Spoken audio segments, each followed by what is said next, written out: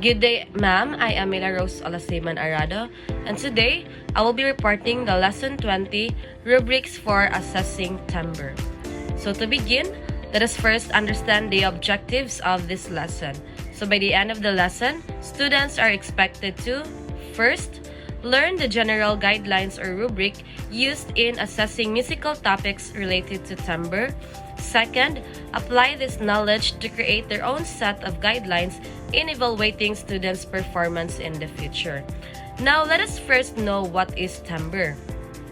So, timbre refers to the quality or color of sound that makes one instrument or voice different from another, even if they produce the same pitch and loudness. For example, a guitar and a piano may play the same note, but they still sound different because of their timbre. In assessing timbre, teacher uses rubrics to measure how well students can identify, describe, and understand the different sounds, instrument, and vocal qualities. Now, let us now look at the levels of achievement. So at level 0, the students is unable to identify a musical instrument either visually or by listening. They cannot classify instruments into groups such as strings, woodwind, brass, or percussions, and they cannot distinguish between high pitch and lower pitch sounds. So that is at the level 0. At the level 1, the students have very limited ability. They struggle to identify instruments, how they are played, and whether a voice is high or low. At level 2, the students show partial understanding. They can recognize some instruments and understand how they are played, both visually and orally. They can identify if a voice is high or low, but they are not consistent in distinguishing vocal ranges like alto or tenor.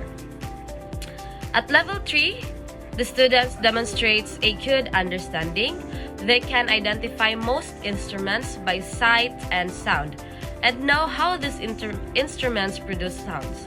They can also relate sounds to ideas and generally determine whether a voice is soprano, alto, tenor, or bass. Finally, at level 4, the student shows a high level of mastery. They can identify the majority of musical instruments both orally and visually, whether heard alone or combined with other instruments. They can also classify these instruments into different ensembles such as drum and lyre band, rondalia, pangkat kawayan, and western orchestra. In addition, the students can distinguish subtle differences between vocal ranges such as soprano and alto, as well as tenor and bass, especially when listening to choir performances. So, these rubrics are important because they provide a clear and systematic way of assessing students' learning. They help teachers track progress, give accurate feedbacks, and improve instruction. In conclusion, assessing timbre involves not only recognizing sound, but also understanding their characteristics, sources, and classifications. Through the use of rubrics, teacher can effectively guide students towards deeper musical awareness and appreciation. So that is all from my part of the Lesson 20 Rubrics for Assessing Timbre. Thank you for listening and God bless us all.